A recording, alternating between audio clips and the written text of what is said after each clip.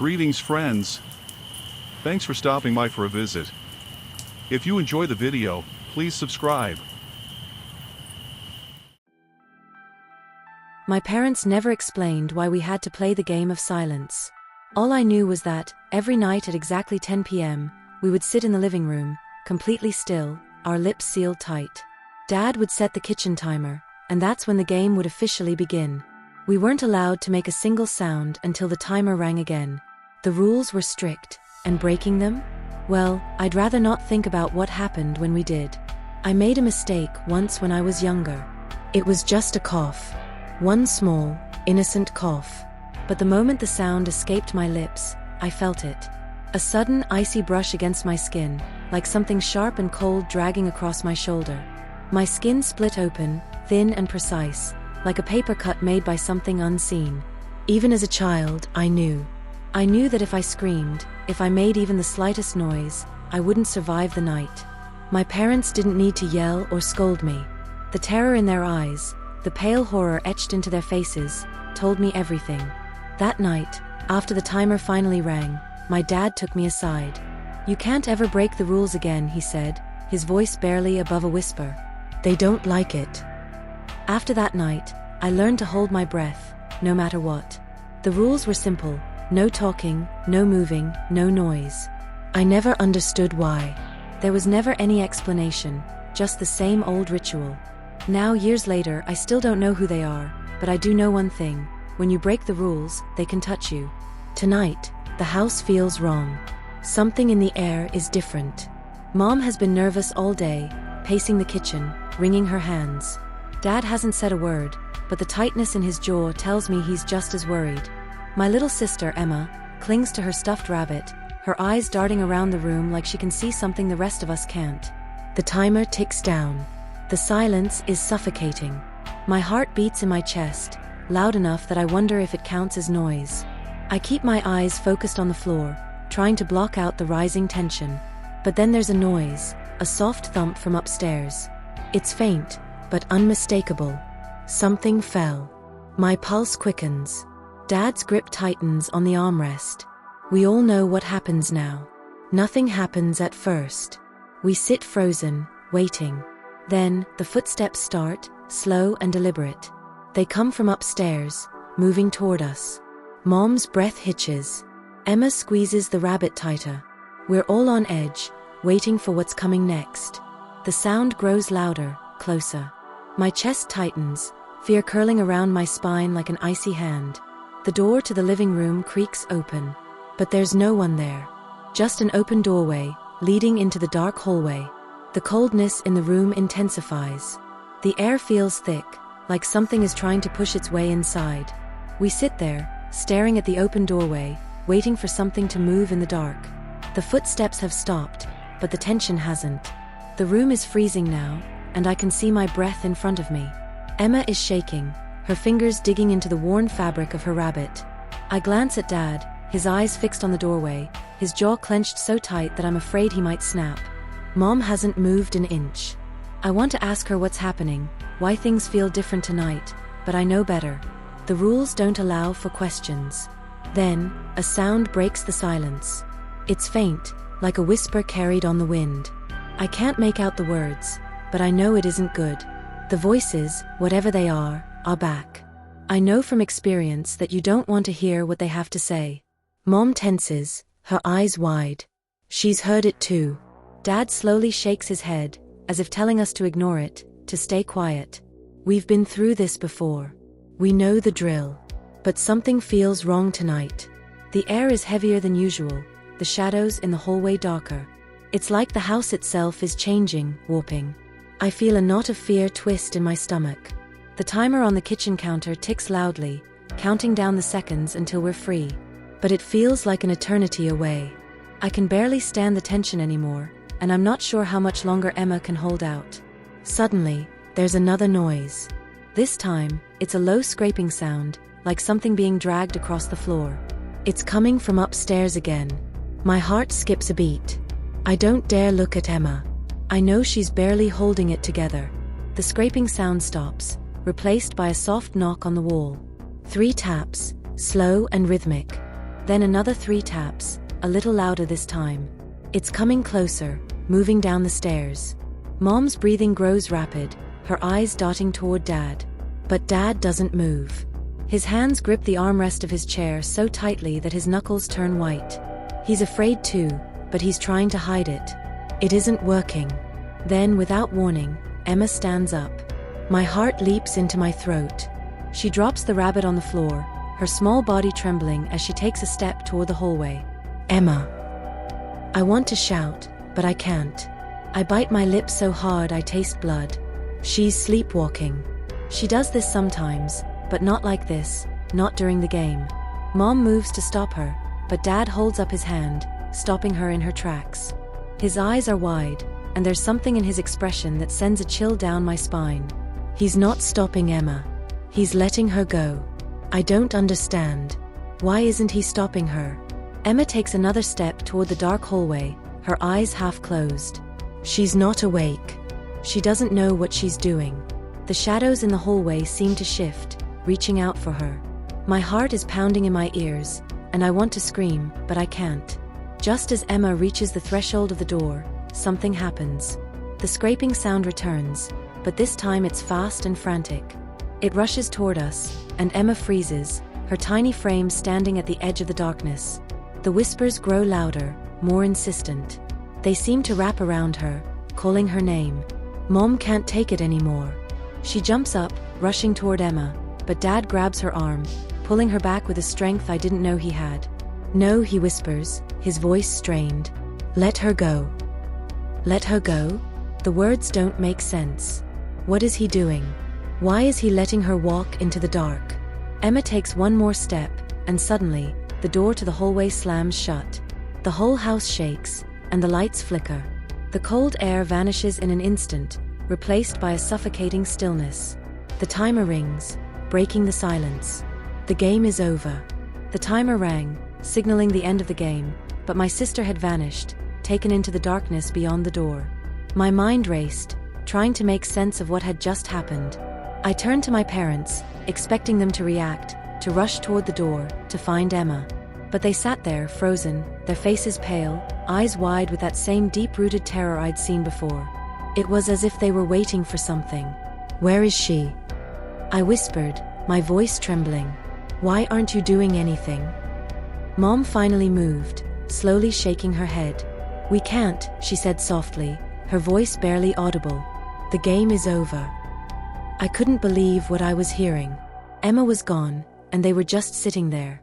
I stood up, my body shaking with fear and anger. We have to find her. I shouted, louder than I should have, but I didn't care anymore. My little sister is out there. Dad's voice was firm when he spoke, though his eyes betrayed his fear. It's too late, he said. The game has its rules. But Emma's gone. Rules. I repeated, incredulous. What about Emma? We can't just leave her. We can't go after her, Mom said, her eyes filling with tears. Not now. The fear in their eyes, the trembling in their voices, it wasn't just fear of losing Emma. It was something else, something much worse.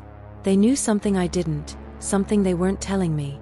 I couldn't stand it anymore. I ran toward the door, throwing it open and stepping into the hallway. The air was colder, denser, as if the house itself had changed. The shadows seemed darker, thicker. I called out for Emma, but there was no answer.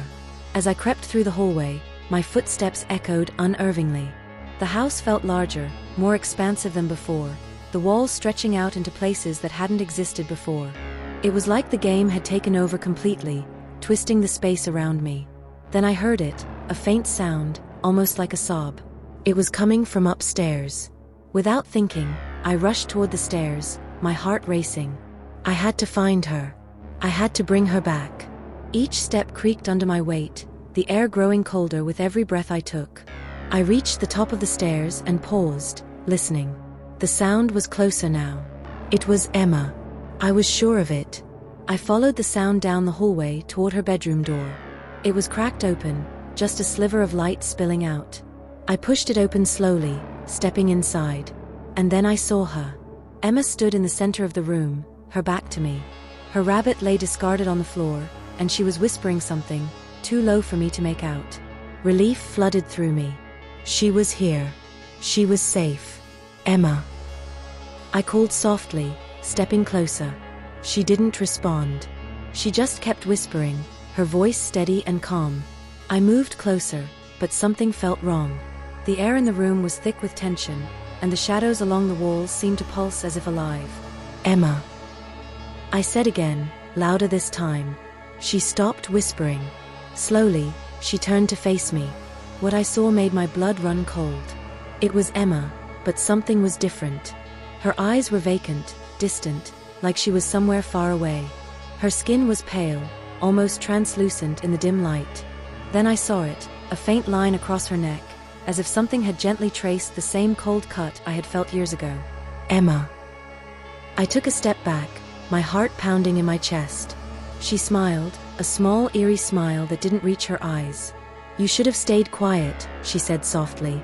Before I could react, the door behind me slammed shut, trapping us in the room. The temperature dropped instantly, and the whispers I had heard earlier began again, surrounding me. They were louder now, coming from everywhere at once. I turned to the door, trying to open it, but it wouldn't budge. I was stuck, and the shadows on the walls began to move, creeping toward me. Emma stood still, watching me with that unnerving smile on her face. "They're here," she whispered. "They want to play." The shadows inched closer, their forms shifting, becoming more solid. They moved toward me slowly, deliberately, as if savoring the moment. I pressed myself against the door, panic surging through me. "Emma, please," I begged. "We have to get out of here." But Emma just shook her head, that same empty smile on her face. "It's too late," she said. "The game is never really over." The shadows were almost upon me, their cold presence wrapping around me like a vice. My skin prickled, the same sensation I had felt years ago, the invisible fingers tracing across my neck. I was trapped, and I knew that if I made a sound, it would all be over. Then, I heard a loud crash from downstairs. My parents had finally moved. "Emma." Mom screamed from the bottom of the stairs. Her voice broke through the eerie silence in the room. I took the opportunity to shove past Emma, running toward the door. I slammed my shoulder against it, and it finally gave way. I rushed down the stairs, my legs trembling as I reached the bottom. My parents were standing there, wide-eyed and terrified. Behind them, the shadows continued to grow, spilling down the stairs like a dark fog, creeping toward us. "We have to leave," I shouted, grabbing my mom's hand. But she didn't move. "We can't leave the house," Dad said, his voice hollow. "If we leave, they'll follow us. We don't have a choice." I shot back, glancing up at the stairs. The shadows were almost upon us, and I could hear Emma's footsteps echoing from the hallway above. Dad shook his head slowly. "This is our fault. We broke the rules." "What?" I stared at him, confused. "What are you talking about?" Mom's face was pale, her eyes filled with tears. "It's true," she whispered. "We broke the rules years ago. Before you were born. We didn't know what we were doing, and ever since, the game has been watching us." The room felt like it was closing in around me. "So what? We're supposed to stay here and let them take us?" Dad didn't answer. He just stared at the shadows creeping down the stairs. "Go," he said quietly. "You and Emma. Get out of here. Don't come back." Tears welled up in my eyes, but I nodded. There was no time to argue. I ran back upstairs, finding Emma standing at the top, her face pale, her eyes blank. "Come on," I shouted, grabbing her hand. For a moment, she didn't move, but then something in her eyes shifted. She blinked, as if waking from a dream, and nodded. We ran down the stairs together, the shadows chasing us as we sprinted toward the front door. I could hear Mom crying behind us, and I forced myself not to look back. The moment we stepped outside, the cold air hit us like a wave. The house groaned behind us, the door slamming shut. I grabbed Emma, pulling her away from the house as fast as I could. We ran down the street, not stopping until we reached the edge of the yard. I turned back, my heart pounding in my chest. The house was dark and silent, its windows empty and lifeless. But I knew better. I knew that inside, the game was still playing. My parents had stayed behind, victims of a game they had accidentally started long ago. And now, the game would never end for them. I looked down at Emma, who was trembling beside me. "We made it," I whispered, trying to reassure her. But I knew the truth. We hadn't really escaped. The game would follow us, always waiting for the next time we made a mistake. As we walked away from the house, I could still hear it in the back of my mind, the soft ticking of the timer, counting down once again.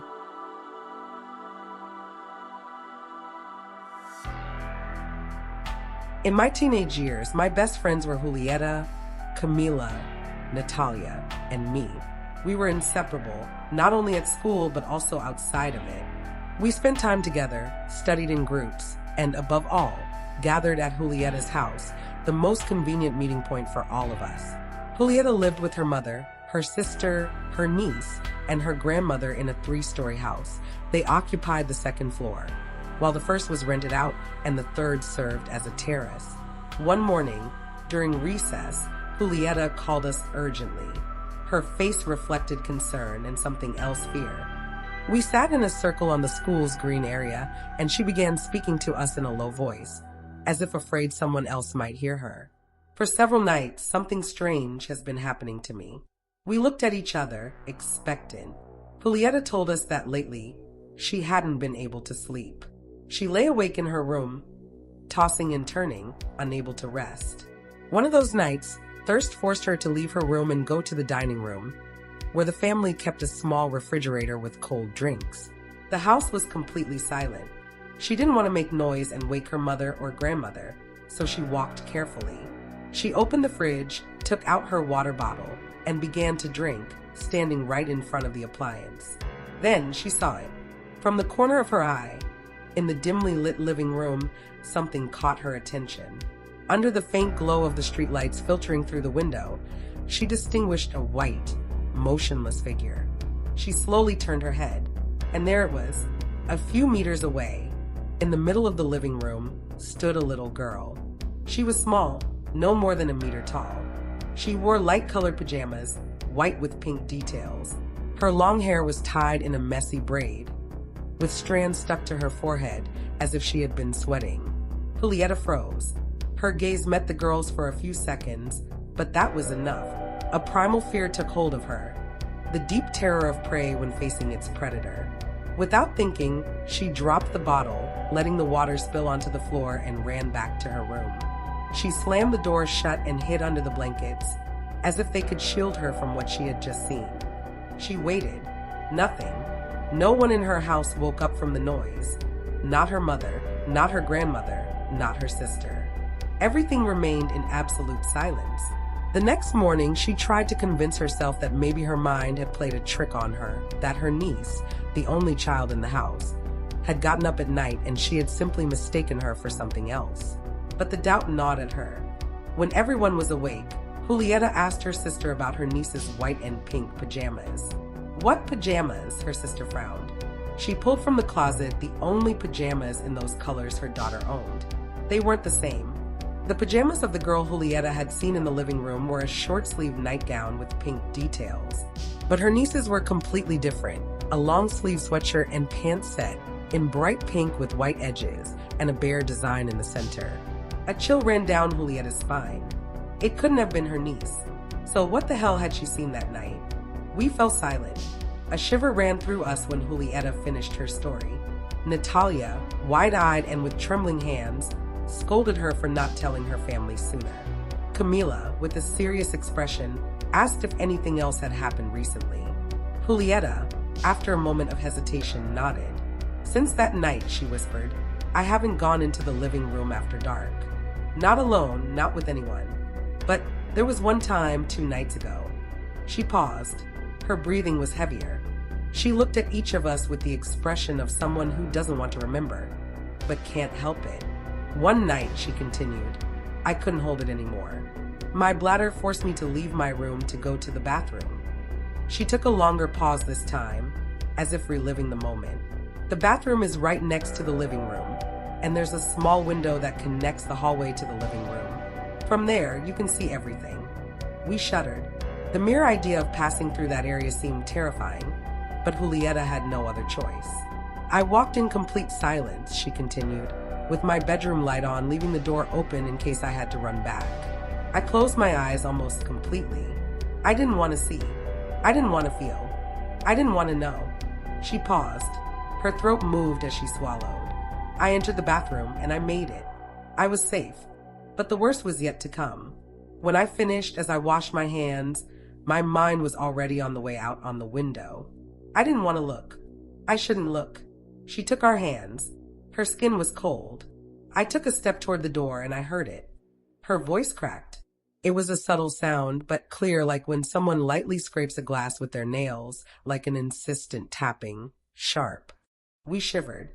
I don't know when I did it, but I looked. Julieta lowered her head into her hands. She was there. The image she described made us hold our breath. The girl had her face and hands pressed against the glass. Her pale skin was flattened against it. There was no distance between them. Her eyes were so close to the glass that they looked viscous. And her fingers, Julieta murmured. Her fingers drummed against the window, over and over again. There was a long silence. She looked at us with an indescribable expression. The worst part was that I swear she smiled at me. Her voice trembled. I don't know how I got to my room, but when I shut the door, when I hid under the covers, that smile was in my mind. She looked at us again, and this time, her expression was different. I felt mocked, she whispered, as if I had fallen into a trap, as if that thing knew something I didn't. A knot of tension formed between us. By then, it wasn't just Natalia who was utterly terrified. Even Camila, the bravest of us all, had lost her confident demeanor. Her look of disbelief spoke for itself. I, for my part, was caught in a crossroads between fear and fascination. I couldn't say I wasn't scared, but the fact that I wasn't experiencing it firsthand allowed me to maintain a fragile composure. Still, what unsettled me most wasn't the story itself, but Julieta's endurance. How had she managed to bear all of this without telling her family? How could she continue living in that house with that presence lurking in the shadows? Recess ended and we returned to class, our minds still trapped in what we had just heard. We had 4 long hours before we could go home, but the sense of unease never left us. Every now and then, our eyes met, sharing a silence filled with unanswered questions. Days passed, and in our project methodology class, we were assigned the task of developing the theoretical framework for our graduation research. As usual, we agreed to meet at Julieta's house to work on it that afternoon. After school, we decided to make a quick stop to buy some snacks. Between laughs, we picked ice cream and cookies, unconsciously trying to convince ourselves that it would be just another ordinary afternoon. When we arrived at Julieta's house, her grandmother greeted us with the same warmth as always. She had known us for years, and in a way, she was a grandmother to all of us. She welcomed us tenderly and offered us lunch, an offer we gladly accepted. We moved to the dining table, chatting about trivial things. That's when I noticed it. Julieta had a distant look, lost in time and space, fixed on a point beyond the dining room. Her eyes were locked on the living room, on the very spot where she had seen the girl. In that instant, I understood what was going through her mind. A sharp pang of anxiety shot through me, and almost without thinking, I reached out and took her hand. I squeezed it gently, a silent attempt to offer support. Julieta blinked and turned her face toward me.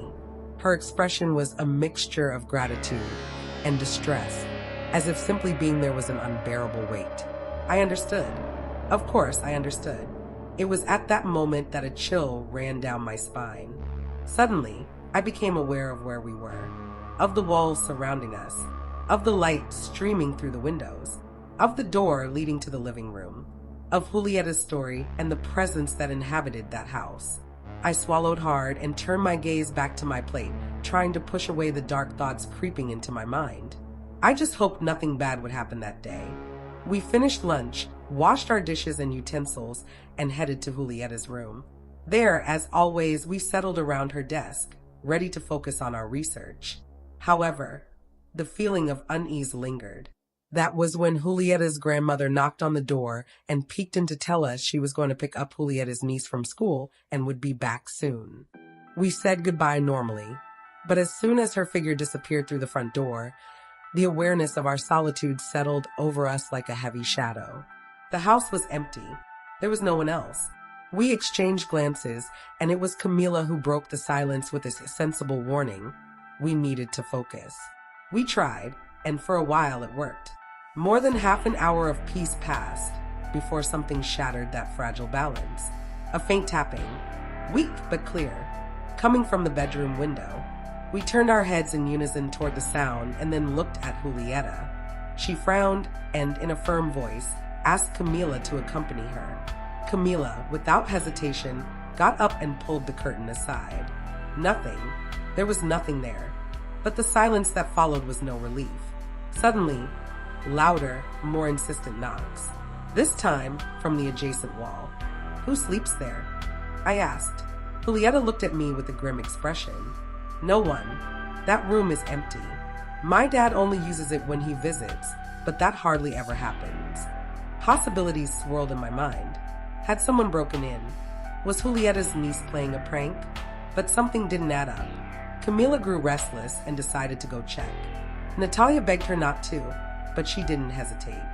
She stepped out and left the door slightly ajar. The seconds stretched endlessly until she returned, looking confused. There's no one, she said. I checked the other room and it's empty. So is Julieta's niece's room. No one. As she spoke, Julieta noticed something behind her. The door leading to the living room, which had been closed before, was now slightly open. In the gap, a shadow. It had no defined shape, but it was two colors, black and white. Julieta pulled out her phone, switched to video mode, and zoomed in. We huddled behind her, watching the screen intently. And then the shadow moved. Just a slight shift, but enough to make the door move with it. Natalia let out a strangled gasp, and with that, panic erupted. We all screamed in unison, except for Camila, who ran to the bedroom door and slammed it shut. When she turned to face us, she found us all huddled together on Julieta's bed. Calm down, she ordered firmly. But before she could say anything else, the attack resumed. Knocks, this time on both the window and the adjacent wall, simultaneously. It could no longer be a prank. It was impossible for someone to be in two places at once. It was impossible, at least for a human being. Natalia broke into sobs. I want to get out of here. I glanced at my phone. It was 5 in the afternoon. I had to leave too. But the thought of stepping out of that room paralyzed me. We decided to stop working and turn on the TV for distraction. No one spoke. No one moved. The tension was thick enough to cut with a knife. A knock at the door made us jump, but this time it was Julieta's grandmother. She peeked in with a warm smile. I'm back, girls. I brought fresh fruit for you. Behind her, Julieta's niece clung timidly to her skirt. She greeted us sweetly and ran into Julieta's arms. Did you just get here? Julieta asked. Yes, the little girl replied. Grandma bought me ice cream on the way. So we took a little longer. We looked at each other, our hearts pounding in our throats. There had been no one in the house. No one. But something had been with us the whole time. With Julieta's family home, the air in the room felt lighter, but the tension didn't fully dissipate. Julieta, feeling a renewed sense of security, finally stepped out of the room. Natalia, however, was still trembling. Her fear was palpable, and her tear-filled eyes reflected a primal urgency. She wanted to run. I'm not staying here any longer, she whispered shakily, staring at the door as if expecting something to appear at any moment. Camila and I tried to calm her down. We told her it would be rude to leave abruptly, especially when Julieta's grandmother had taken the trouble to prepare something for us. But Natalia insisted. She clung to the sleeve of my sweater like a terrified child, and the trembling in her hands sent shivers down my spine. Eventually, we convinced her to stay, at least until we finished our snack. The grandmother returned with plates of fresh fruit and juice. The sound of utensils scraping against the dishes broke the uneasy silence, but it wasn't enough to ease our thoughts. Everything that had happened was still imprinted in our minds with terrifying clarity. Each bite felt heavy, as if our throats refused to swallow. I was the first to speak. Julieta, you have to tell them what's happening. You can't keep this to yourself. She immediately shook her head, pressing her lips together. I don't want to scare my mom or my grandma, she murmured, staring at her plate. Something inside me ignited. And what if it happens again tonight? I said, not sugarcoating my words. We'll go home and sleep soundly, but you'll stay here alone with that. Do you really want to keep ignoring it? Julieta glared at me, but her eyes welled up with tears. She knew I was right. Her stubbornness was only condemning her to face whatever lurked in that house alone. Finally, she sighed and, in a trembling voice, whispered, Okay, tonight, when my mom gets home, I'll tell them everything. We finished eating in heavy silence, as if the house itself was listening to every word. We washed the dishes and said goodbye with tense smiles. Before leaving, we insisted, If anything happens, anything at all, call us. She nodded with a tired smile, but her eyes reflected something deeper. Fear, resignation. We walked away from the house, feeling like we were leaving something behind. The last thing we saw of Julieta was her silhouette in the doorway, watching us as we left. And then the door closed. Behind us, the house loomed, silent and shadowy, like a patient predator. That night, when I got home, the darkness in my room felt thicker than usual. I locked my door, as if that could keep out the feeling that something from some unseen corner was watching me. I told everything to my mother and my aunt. They, being deeply religious, crossed themselves several times as they listened, their faces reflecting a mixture of disbelief and fear. In my mind, the doubt lingered. Should I show them the video Julieta had managed to record in her house? The video of that thing? I took a moment alone to review it. Julieta had sent it to our WhatsApp group, but until that moment, I hadn't had the courage to examine it closely. I turned up the screen brightness, but the image remained dark, distorted. A shiver ran down my spine. I didn't want to watch it, but I couldn't look away either. So, I used an app to adjust the contrast and saturation. I tweaked the colors, the shadow levels, and suddenly there it was. I dropped the phone as if it had burned my fingers. The screen had revealed what was once hidden in the darkness, a gray face with features that might have seemed feminine but weren't human. Not entirely. The withered skin, deeply wrinkled on the forehead and around the eyes of a bluish-gray hue that seemed to sink into the very darkness. And that smile, it was the same one Julieta had seen that night. The smile that had paralyzed her, the one that stretched too far, too wide, as if that thing's lips were about to tear apart. It was not a child. It was not human. A disguise, a crude attempt to appear harmless, but in its imperfection, it revealed its true nature. Trembling, I sent the modified video to the group. Look closely, tell me you see it.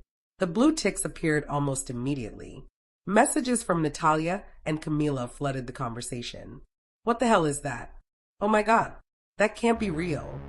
But Julieta didn't reply. Not that night, nor in the days that followed. She wasn't online, or maybe she had decided to distance herself from all of this, as if ignoring it would make it disappear. I took my phone and went to my mother.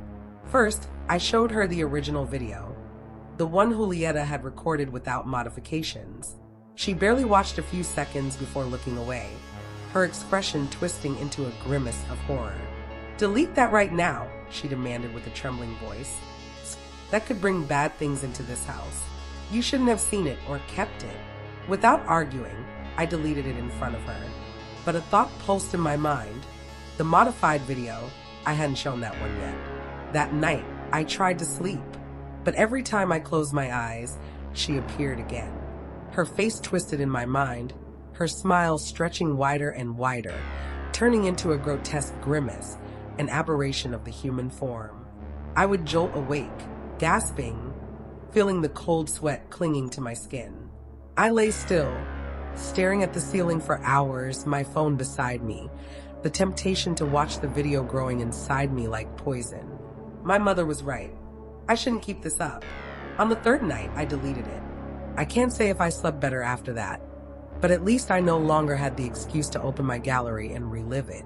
The video was gone, lost in space and time, but not from my memory. 11 years have passed since that night. I'm 26 now, and I still remember it with terrifying clarity, especially because I know what happened next in Julieta's house.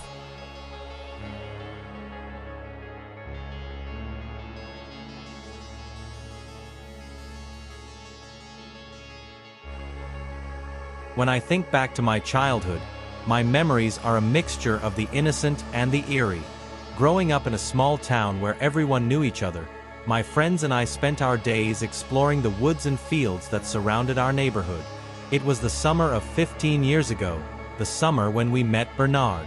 Michael, Zachary, and I were inseparable. Michael was the kind of kid who could make friends with anyone. He had a smile that could light up a room and a laugh that was contagious.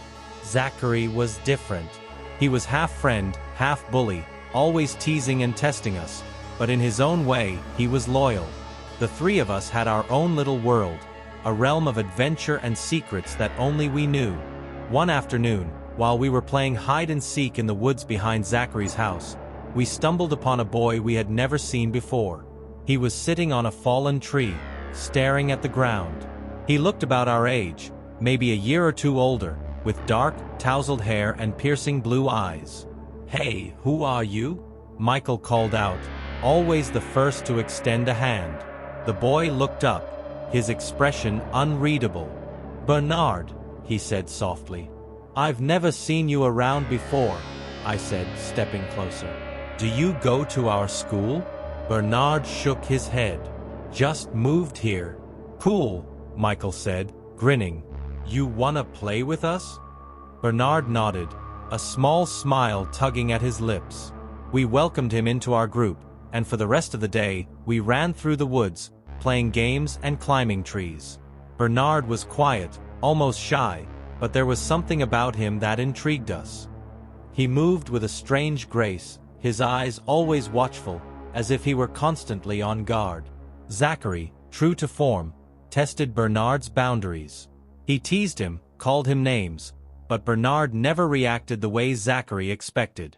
He would simply stare at Zachary, his expression calm and composed, until Zachary would eventually give up and move on. One day, Zachary brought his disposable camera, one of those old ones with the film you had to get developed.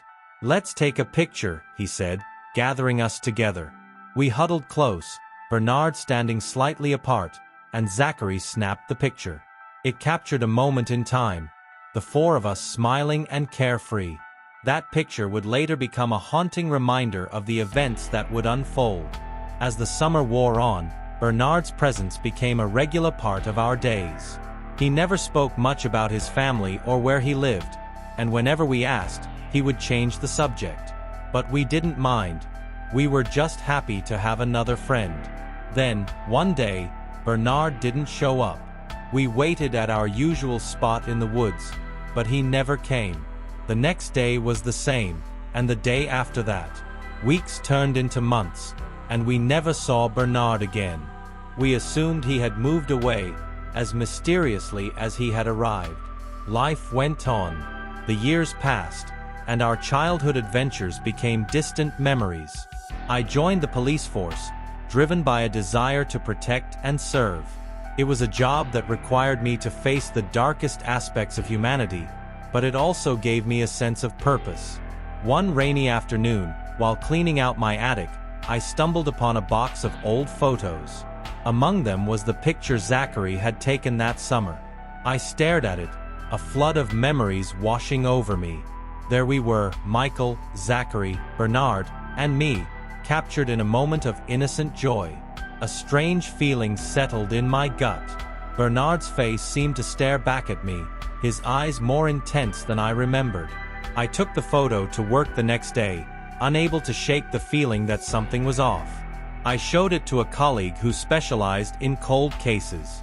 "Hey, take a look at this," I said, handing him the photo. "Do you recognize this kid?" He examined it closely, his brow furrowing. "Give me a second." He walked over to his desk and began sifting through files. After a few minutes, he pulled out a faded document and compared it to the photo.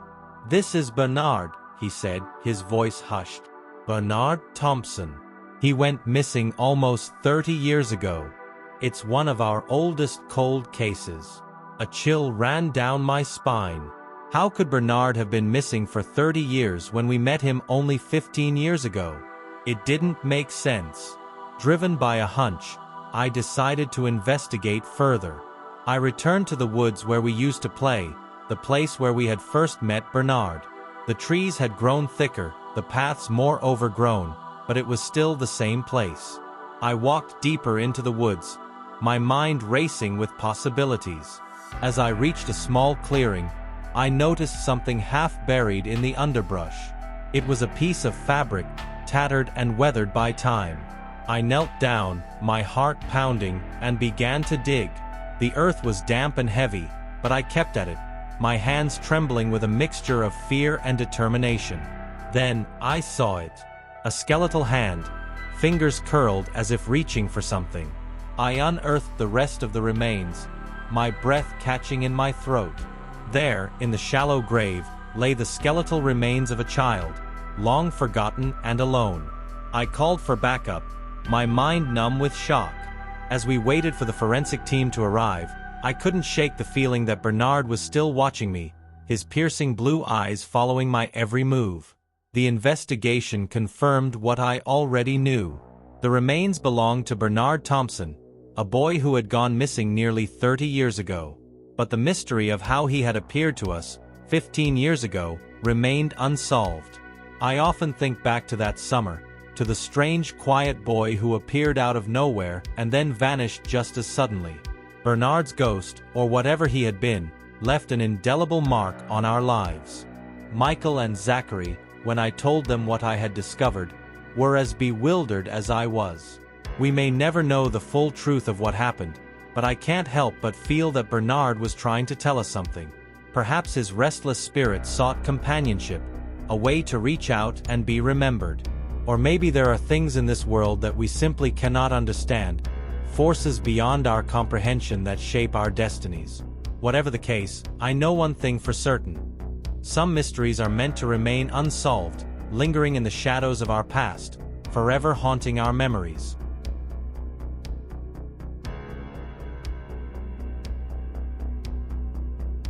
Good evening. I want to share with you something deeply personal. An encounter that has haunted me for years. It happened about 6 to 7 years ago, in the mountain village where I grew up. About a kilometer outside the village, there's a narrow road leading to a small soccer field, built by our community. The field lies at the edge of a dense forest, filled with towering pines. That summer, I was around 16 years old. My friends and I spent countless nights sitting in a wooden shelter next to the field, beneath the endless sky, surrounded by the deep silence of the woods. Close to the road leading to the field, there's a sheep farm, a small, lonely place right by the roadside. One night, as we sat in the shelter, the quiet was shattered by a terrible sound. The sheep were screaming, not just bleating, screaming, as if being slaughtered. The sound stretched on, filling the night air with a raw, primal terror. We froze. At first, we told ourselves it must be a wolf, maybe even a bear, predators we were all too familiar with in those mountains. But deep down, something felt wrong. The cruelty, the pain behind the sounds. It was different, more brutal, more unnatural. After a while, we decided to head back to the village. We walked down the dark road, passing the silent farm. Just beyond it, to the left, there's a steep hill rising from the road, leading into the endless forest. A single tall street lamp stands there, casting a dim, sickly light onto the hill's edge. And that's when I saw it. At first, just a flicker of movement, then a shape, moving down the hill at an unnatural speed. It was on all fours, grayish-white in color, and it raced toward the road ahead of us, no more than 200 meters away. My heart dropped. I shouted to my friends, asking if they had seen it, but none of them had. They thought I was imagining things. We hurried to the spot where I had seen the thing descend. Nothing. No sound. No movement. It had disappeared completely. I don't know what it was. But I know what it wasn't. It wasn't a man. It wasn't an animal. It was something else. For years, I wondered what I had seen. I tried to rationalize it. A wolf? No, the farm dogs would have gone crazy if a wolf had come that close. But they had been silent. Recently, I came across videos and stories about skinwalkers. Creatures from ancient legends, shapeshifters that lurk on the edges of human settlements. The description matches closely. Too closely for comfort. I don't know if I truly saw a skinwalker that night. Maybe I never will. But even now, every summer when I return to my village, I walk that same road at night, sometimes alone, with only the sound of my own footsteps and the breathing silence of the forest around me. Growing up there, I learned not to fear the dark. But what I saw that night wasn't part of the darkness I knew.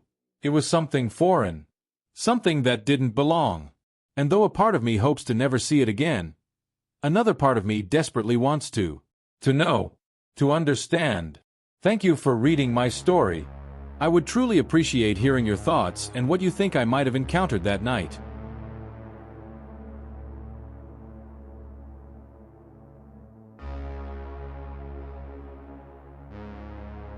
The incident happened maybe 7 years ago. I used to live with my parents in Bhadravati, Maharashtra, India, till class 10th. Later I moved to my grandparents' home at Chandrapur, Maharashtra, India, for my junior college. For the first time I went away from my parents for my education, though I was with my grandparents. My aunt's home was also there in 1 kilometer. I used to visit there regularly. My aunt's younger son, my cousin, he and me were like buddies. A pair of Timon and Pumbaa. Wherever we go together. But we were totally opposite. He was a naughty and stubborn one, and I was like the obedient, sincere and kinda ideal kid for the family. He was a risk taker, and I was the one who would want to repel the problems before they even arrive. What common between us was our curiosity. We used to read posts about weird or amazing facts about world on Facebook and watch horror movies. While watching horror movies we came through this Ouija board. We were curious, is it really a thing or just a fictional thing? Are there really supernatural powers around us? Do souls really stays here even after the death? Are there any souls around us? And many such questions used to come in our minds and we would discuss them. Later, we read an article about Ouija board, how to make an Ouija board, what are the rules to follow while using Ouija board, everything. One day my cousin decided that we will make the Ouija board and use it. Me being the problem repellent, tried to convince him that we cannot do that, it's really risky. But he being a risk taker and better in convincing, convinced me for the task. Next day, I told my grandparents that I'll be sleeping at Aunt's place for the upcoming few nights and went there. Me and my cousin had the dinner and went for a walk. During the walk we planned out how we'll make the Ouija board, what rules has to be followed and other stuff. We returned home and waited till 1 a.m. Then we took a page and made an Ouija board out of it. I was still worried about this whole plan, and yet moving forward with it. We made the Ouija board correctly, and then decided to use a coin as the planchette, thing that moves on the Ouija board. We decided to use the Ouija board in my cousin's bedroom. His bedroom had a bed and 2 cupboards, one cupboard filled with his clothes and another filled with electronics, academic books, stuffed toys and much more. He had a stuffed toy dog kept on the second cupboard. Other things were inside the cupboard except that stuffed dog. The appearance of the stuffed dog itself was little scared. It was a white stuffed toy dog with black and red eye buttons. Its eyes were black in inner circle and red in out circle. The toy was also neither cleaned nor combed for years, so its appearance became scary by time. My aunt and uncle were slept in another bedroom. So, we were 4 members at home that day. When we decided to play Ouija board, we already knew that we are going to break at least one rule. The rule was, all the members under the venue must be involved in the Ouija board. As it was just me and my cousin using the Ouija board, this rule was already broken. Then we started with Ouija board. We started asking the questions. Is there any soul nearby? Is there any soul who wants to contact us? If there's any soul, please move the planchette to yes. Nothing happened. We started doubting all the facts and articles about the Ouija board. Yet we decided to make a final attempt. So, we asked for the last time. If there's any soul who wants to contact with us, please let us know. And suddenly the planchette moved to yes. I was shocked. I was confused. I was afraid. What just happened? I'm not understanding. The moment was so quiet that I could hear my heartbeat. I suspiciously looked towards my cousin. We both turned our heads towards each other at the same time. Me and him both were looking each other with suspicion. Me thinking, is he the one to move the planchette, and him thinking the same about me. We both questioned each other. Did you move the planchette? And we both answering no. We focus back on the Ouija board. We ask the board, if there's really any soul present in this room, do some activity on the stuffed toy that is kept on the cupboard. We said this and waited for the response. We repeated our words a couple more times, but no response was found. We both came to the conclusion that it was all fake. Ouija board is fake, and we both blamed each other for the moving of planchette at the first moment, but the truth is, it was none of us who moved the planchette. Ouija board has a rule that when you are done using the board, say sorry to the soul and say, I quit, to the Ouija board. As we thought the Ouija board to be fake, we didn't follow that rule. We both switched off the lights and went to sleep. My cousin used his phone for a few minutes and went into the sleep. Me on the other corner of the room was sleeping on the floor near the bedroom's door. I started listening to music with my earphones on, but somehow couldn't move my eyes away from the stuffed toy dog. I kept staring at it until I fell asleep. Now I used to get up by 6:30 a.m., as I used to have lectures at 8 a.m. But my cousin used to sleep till late, and wouldn't awake unless he himself wants to awake. That night I was sure that he slept before me. Next morning, when I woke up with my alarm, I was soaked with sweat. I had a nightmare that night. Ringing of alarm woke me up frightened. But what I seen right beside me took the soul out of me for a moment. I was facing on the left side when I woke up, and what I saw when I opened my eyes. That scary stuffed dog with messy fur was facing me right after my face. I was so shocked at that moment that I jumped shockingly, slipped my foot and hit my head to my cousin's bed. My cousin still not awake.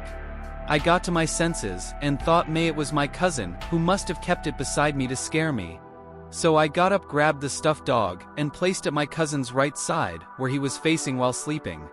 I moved him as hard as I can to wake him up. When he woke up he looked right into the stuffed dog's face, and was scared enough to jump and fall from the bed. He got up and started scolding me, like why the EFF will you do this to me? And I was also asking the same question to him. But he kept saying that he didn't place that dog near me. In fact, he woke up now when I moved him. I was confused, scared but still pretty convinced that it must have been my cousin to place that stuffed dog beside me. Next night, I was still going to sleep at my aunt's home, but cousin had some other plan.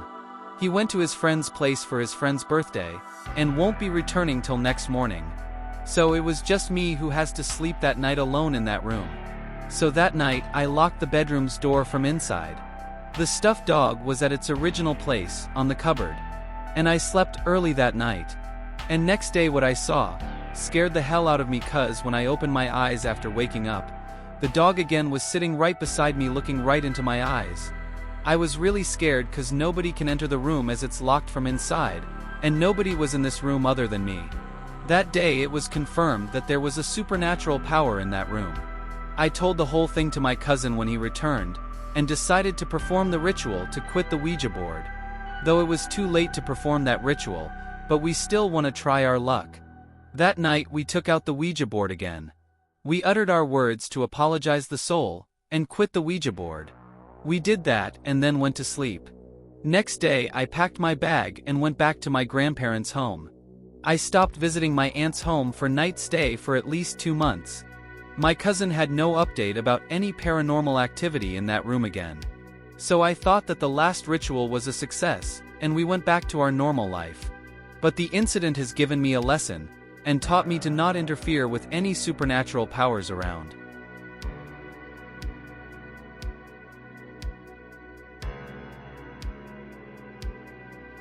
I work as an archivist for a government agency.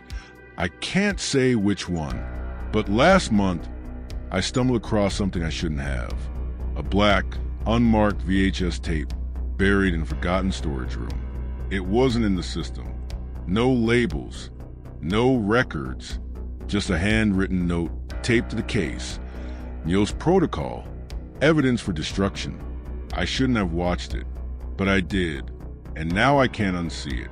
Grainy, handheld footage. The camera shakes as it follows a group of scientists trekking through the Lake Nyos disaster site. It looks like old military reconnaissance film. Washed out colors, thick film grain. A woman in a hazmat suit speaks directly into the camera.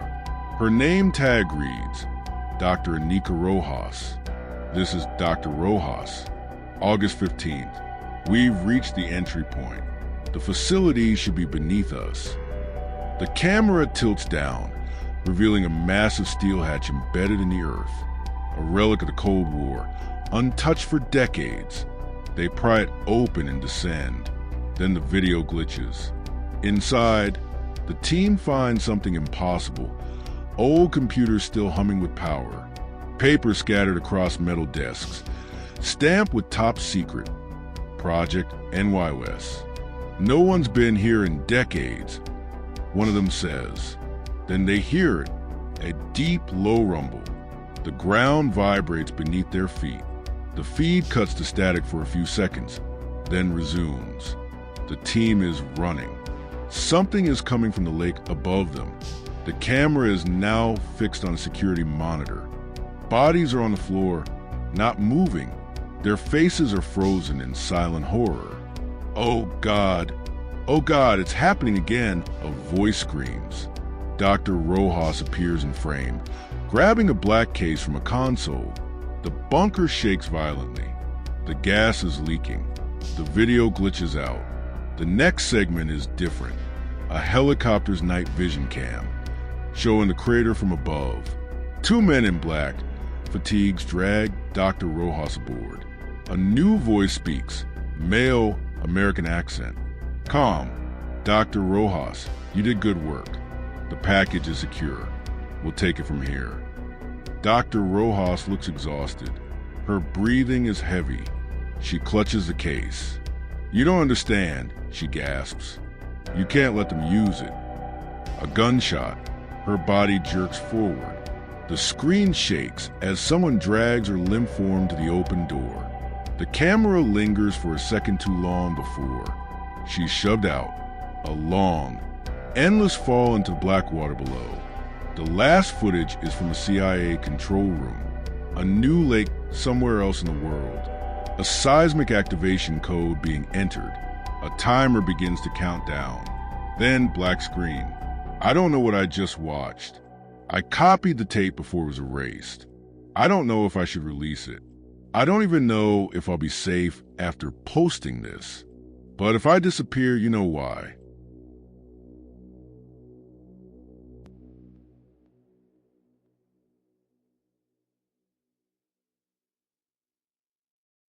In February 1959, 9 experienced hikers, led by Igor Dyatlov, set out on a skiing expedition in the Ural Mountains of Soviet Russia. They never made it back. Weeks later, a search team found their tent, slashed open from the inside. The hikers had fled into the sub-zero wilderness barefoot and half-dressed, suggesting panic. Their bodies were eventually discovered scattered in various conditions. 2 were found under a cedar tree, without clothing, as if stripped in hypothermia-induced madness. 3 were found in positions suggesting they had tried to return to the tent. 4 were found 2 months later in a ravine, with horrific internal injuries, including shattered ribs and a missing tongue, but no visible external wounds. Even more unsettling, traces of radioactive material were found on some of their clothing. Official investigations blamed a compelling natural force, but no definitive cause has ever been proven. To this day, theories range from avalanches, military tests, infrasound, to the supernatural. The truth remains one of the world's most terrifying and unsolved mysteries.